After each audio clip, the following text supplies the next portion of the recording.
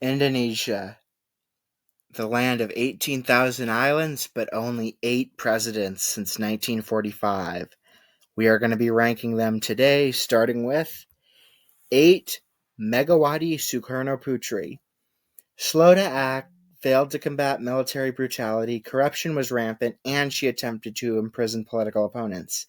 And she herself was not politically skilled either, failing to learn from the mistakes of her predecessor, who we will see later on this list.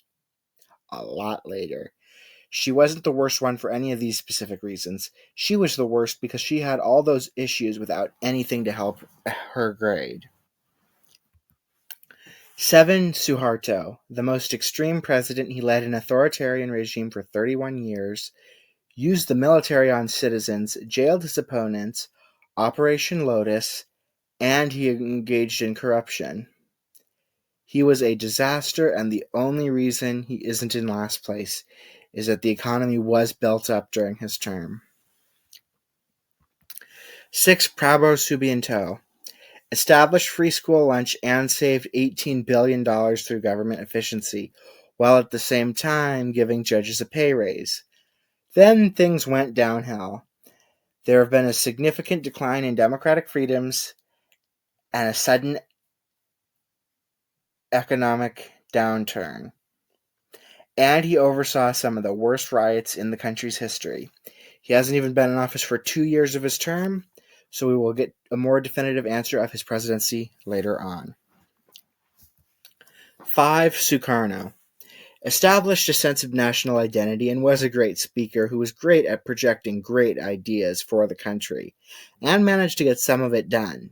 However, his term was characterized by a military dictatorship which may have delayed progress in Indonesia. 4. Joko Widodo, better known as Jokowi, his significant infrastructure improvements and drastically improving the agriculture industry of the country bring him up.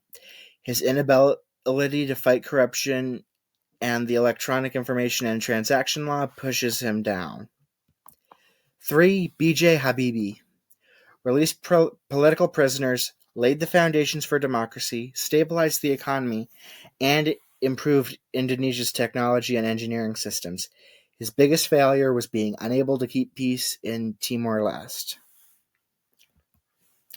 2. Abdurrahman Wahid, better known as Gusdur, Wahid wasn't politically skilled, but he showed that you didn't need to be in order to be a good president. He promoted democracy and restored ties with Chinese Indonesians. He reduced the military's involvement in domestic matters and tried his best to protect all Indonesians.